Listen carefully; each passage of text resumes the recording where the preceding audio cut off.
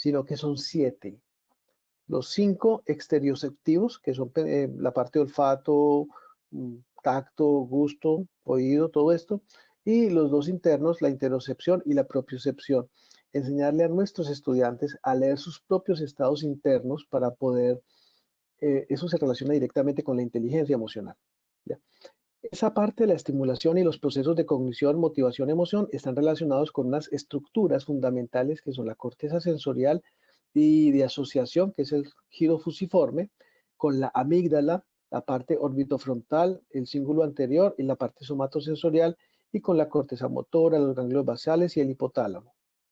Sé que son palabras que tal vez muchos no estén familiarizados con ellos, pero que más adelante, cuando vean la grabación, si quieren, pueden buscar conocer un poco más sobre estas estructuras que son tan importantes para los procesos de aprendizaje. En la última parte de este compartir que tengo con ustedes, ya hablamos de las neuronas y cómo se comunican, pero bueno, ¿qué es lo que una neurona comunica a otra para poder generar aprendizajes significativos y desarrollo de habilidades superiores?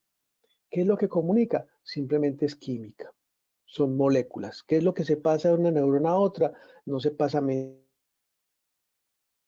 mensajes de texto, no son chat, no es mensajes de cámara, video, no. Pasa químico. Pasa moléculas complejas, neuropéptidos complejos que llamamos neurotransmisores. Una neurona le pasa a otra neurona un mensaje químico que es un neurotransmisor.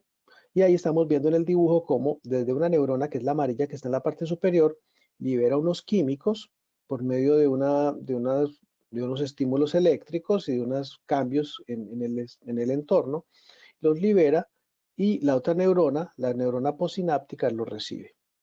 Pero ¿qué químicos son los que se están moviendo? Hay muchos químicos, pero hay 4 químicos que son fundamentales para el desarrollo de este tipo de habilidades. Y son químicos o neurotransmisores que están relacionados con la felicidad. La endorfina, la dopamina, la serotonina y la oxitocina. Son 4 neuroquímicos o neurotransmisores relacionados con el placer y el bienestar. Cuando estamos desarrollando o queremos desarrollar habilidades superiores, tenemos como maestros que proveer estímulos que a nuestros estudiantes les generen la producción de estos químicos felices o de estos neurotransmisores felices, porque estos neurotransmisores felices potencian el desarrollo de habilidades superiores. ¿Y cómo lo podemos hacer? Por medio de estimulaciones extrasensoriales e intrasensoriales, o sea, con estímulos placenteros. Dependiendo de la edad, podemos manejar canciones. Acá estoy, por ejemplo, estimulación sensorial, si son niños pequeños, entonces ellos se estimulan más por los colores, por las luces, por el sonido. Si son adultos, si son adolescentes, les encantan las historias, les encantan los retos, les encanta. Entonces, ahí es donde tenemos que tener esa habilidad como maestros para buscar lo que dependiendo de la edad, del momento evolutivo del estudiante, le va a generar esos estados emocionales. Ahora, hay 2 elementos de la estructura de nuestro cerebro que nos ayudan y que hay que tenerlos en cuenta, que aunque no son propiamente el tema de esta conferencia, sí es importante que los conozcamos. Nuestro cerebro está muy bien diseñado y para la parte de la neuroeducación también. Tiene un sistema como de protección, es como un sistema de alerta, como lo pueden tener un edificio por si llueve, por si hay candela y libera agua, en fin, un sistema de alerta. Nuestro cerebro también tiene un sistema de alerta que nos protege contra cualquier cosa que nos ataca emocionalmente. Y ese sistema de alerta está representado en 2 estructuras o 3 estructuras cerebrales. La amígdala, que la estamos viendo en un dibujito, los ganglios basales y también la ínsula. Estas 3 estructuras, junto con otras más, se comunican cuando hay peligro. Es decir, si el estudiante, si la persona se siente atacada, siente que va a ser atacada emocional o físicamente, inmediatamente sale pum, pum, pum, pum, pum, esa alerta y activa estos sistemas amigdalinos de ganglios basales o insulares y le genera al cerebro y a la persona toda la habilidad para defenderse emocional o físicamente. Y eso se activa mucho, por ejemplo, frente al bullying. Cuando hay bullying, la amígdala se activa para que el chico o la chica, el estudiante, el joven, se pueda defender emocionalmente de sus agresores o acosadores. ¿Ya? Es muy importante, solo que tiene un peligro. Si la persona, si el estudiante está en constante ataque o en permanente ataque, va a tener su cerebro siempre activo y eso va a hacer que sea hipersensible. Cuando sea adulto, posiblemente vaya a tener grandes o graves dificultades. Mecanismos de protección: la tolerancia, el respeto, pero sobre todo la comunicación. Hablarle a nuestros estudiantes para que ellos sepan que en cualquier momento pueden con toda confianza comunicarse con nosotros como maestros o con nosotros como padres o como cuidadores. Esa es la mejor forma de proteger a nuestros estudiantes frente a estos ataques emocionales de los que estamos hablando. Ya por último, las habilidades superiores, y aquí esto es una opinión personal, claro que está basada en mis estudios y basada en mis lecturas, pero no digo personales porque no está demostrada, no. Todo lo que hasta el momento yo les he hablado está demostrado por mis investigaciones o por investigaciones de otros. Pero esto que voy a decir ahora no, simplemente son hipótesis. Y es que las habilidades superiores hasta el momento han estado relacionadas con niveles de inteligencia tradicional superior. Ahí estamos viendo en el cuadro a la izquierda de la pantalla, vemos que hay un nivel de inteligencia. El nivel de inteligencia promedio está entre 70 y 110, 80 y 110. Decimos que una persona entre 80 y 110, que es lo que está como en morado, como en un azul, tiene un nivel de inteligencia promedio normal, como ustedes y como yo. Que si estamos entre 70 y 85, entonces estamos en algo que se llama borderline. O sea, la persona puede aprender, pero más lento. No tiene ninguna discapacidad cognitiva, ningún retardo en el aprendizaje, solo que aprende más lento. Si usted se demora 1 hora, el otro que está en border se demora 2 horas, pero lo puede aprender. Si estamos de 70 hacia abajo, estamos hablando de que hay dificultades cognitivas, dificultades de aprendizaje o, como se decía antes, retardos mentales. De 115 hacia arriba, de 110, 115 hacia arriba, hablamos de que hay una inteligencia superdotada, superior, genialidad, y tradicionalmente se ha hablado de que las habilidades superiores son potestad o son privilegio de las personas que están de 110 hacia arriba. ¿Ya? Y son estas las personas que pueden ser grandes genios como Mozart, como, bueno, todos estos grandes pintores, y en fin, tanta gente. Y eso está bien, puede que sea verdad. Sin embargo, es mi opinión y la opinión de varios más, que las habilidades superiores no se pueden limitar únicamente a un cociente intelectual o actividades que tengan que ver con el razonamiento estándar. También tenemos la inteligencia emocional que la vemos al otro lado. Yo me atrevo a decir, por ejemplo, que un niño con síndrome de Down o una persona con síndrome de Down que tal vez tenga un nivel de inteligencia tradicional que esté en 70, 65, 70, pueda tener un nivel de inteligencia emocional mucho más alto que alguien que esté en 110 y pueda tener habilidades superiores que no estén relacionadas con resolver crucigramas o hacer operaciones matemáticas, pero que sí estén relacionadas con entender la emoción del otro o generar estados emocionales muy benéficos para otras personas. Resumo, habilidades superiores tradicionalmente se han tenido en cuenta como el desarrollo de conocimientos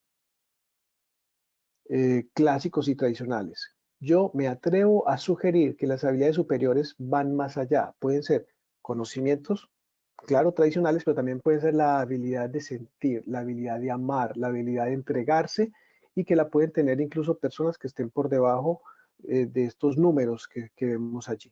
¿Ya? Hay que investigar, quiero investigar y les invito a que investiguemos y le demos un aval científico a esta posición que yo sé que muchos compartimos.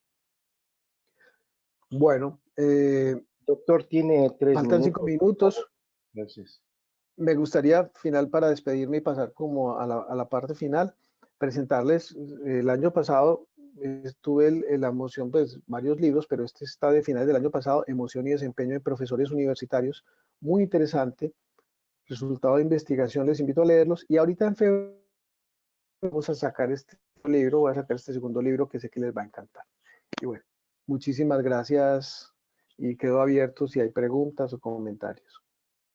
Muchas gracias, doctor Santiago. Primero que nada, muchas gracias por el testimonio y por la recomendación de la federación. Invito aquí a los asistentes a que participen con sus preguntas para que aquí el doctor Santiago Restrepo nos pueda retroalimentar como conclusiones el tema con sus preguntas, por favor. No sé si tengas alguna pregunta ya, José Luis. Sí, buenas. Aquí tenemos unas cuantas. Comenzamos con una referida a alimentación. ¿Qué alimentos son básicos para fomentar la sinapsis?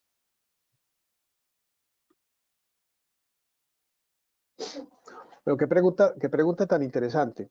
Bueno, en general, para que las neuronas funcionen de una manera adecuada, se requiere, las neuronas no comen, no se alimentan de pan, ni de verduras, ni de tocino, ni de carne, porque eso no es lo que les llega, ¿no es cierto? Eso son los componentes básicos. Y los componentes básicos tienen que ser ricos en grasas, ojalá no saturadas, o en glucosa, ricos en dulces, porque eso tiene que ver con las vainas de mielina. ¿Dónde podemos encontrar este tipo de alimentos para fomentar una sinapsis y un desarrollo? Lo podemos encontrar mucho en los derivados de la soya, aceite de soya, todo lo que tiene que ver con la soya. En las carnes son fundamentales, sobre todo las carnes blancas, las carnes de pescado, las carnes de aves, también son muy importantes. Todo lo que tiene que ver con los dulces, o sea, los azúcares, pero los azúcares naturales, no el azúcar que compramos en la tienda, sino el azúcar de la fruta, es muy importante. Pero, por ejemplo, la lecitina de soya para la memoria es muy importante, tiene mucho que ver. El complejo B también tiene mucho que ver, aporta bastante. ¿Ya? Ese tipo de alimentos son la soya y los derivados, por ejemplo, el maní, cacahuete, también tiene una cantidad de grasa natural que le sirve a nuestras neuronas y a la sinapsis para generar estas condiciones de desarrollo de habilidades especiales. Perfectísimo. Tenemos más preguntas por aquí. Hay una que dice, como sabemos, cada persona tiene motivación intrínseca y extrínseca. ¿Usted considera que es posible que como maestros podamos ayudar o generar motivación intrínseca a los estudiantes? Bueno, más o menos te capté porque está entrecortado, pero a ver, si con el tema de la motivación, ha evolucionado un poquito los estudios teóricos y seguirá evolucionando. Antes, y me refiero a finales del siglo pasado, se pensaba, y hasta principios de este siglo incluso, que podíamos motivar a las personas, motivar a los estudiantes, motivar a los trabajadores para que hicieran cosas. Y de hecho se ganaba mucho dinero. Una empresa contrataba un motivador y el motivador iba y le hablaba a los empleados, entonces lo contrataban, venga y hábleme a los empleados a los trabajadores para que trabajen más. Y llegaba el motivador y les decía, el cielo es el límite, tú todo lo puedes lograr. Y en fin, llegaban allá. Y claro, el trabajador salía feliz y motivado durante 8 días y a los 8 días volvía a estar como antes. Igual pasa en la escuela, pasa en la universidad, cuando llega un profesor que es muy animado, que es un líder natural, y entonces empieza a hablarles y les habla muy bonito.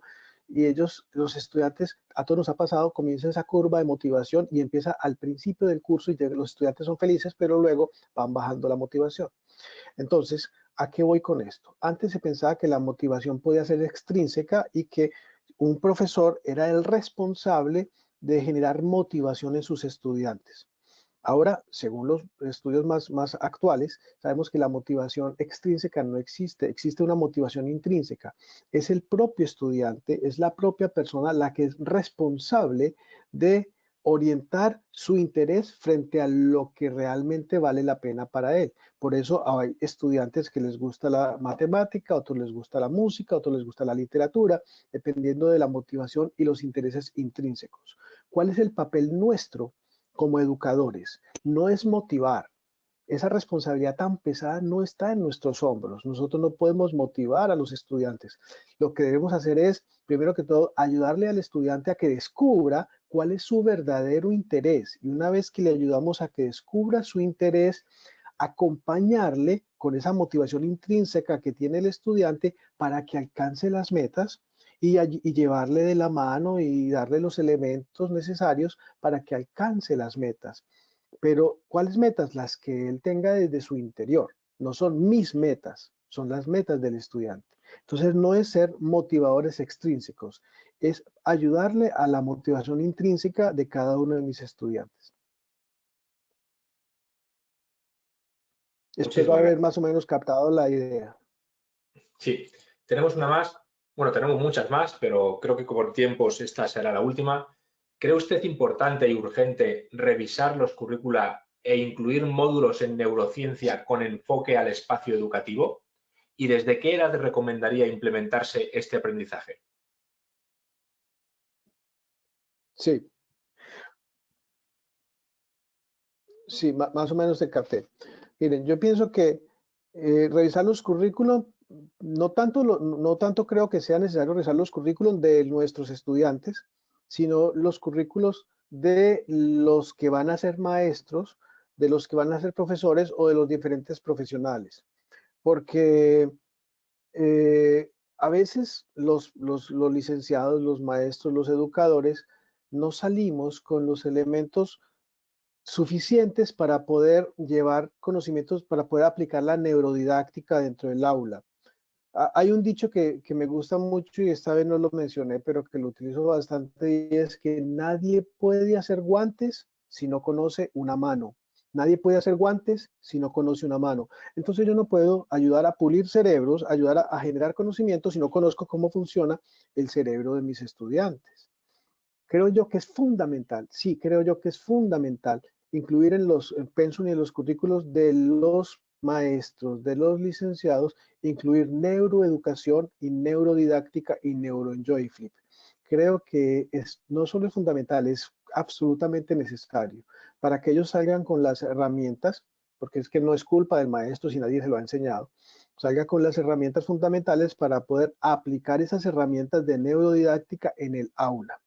Entonces, no es incluirlo en el estudiante de escuela, de colegio, pero sí en el que va a ser maestro. Sí.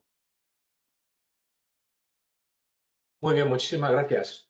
Pues con esto cerraríamos su presentación y tendríamos unos minutillos de descanso. Martín, si quieres aportar algo. No, muchas gracias. Sí, vamos a dar un espacio de 3 minutos para comenzar con la otra ponencia. Muchas gracias, doctor Santiago Restrepo. Sé que estás en París. Te mando un fuerte abrazo y seguimos en contacto. Muchas gracias por tu participación. Muchas gracias. Un abrazo para todos, que estén muy bien. Gracias.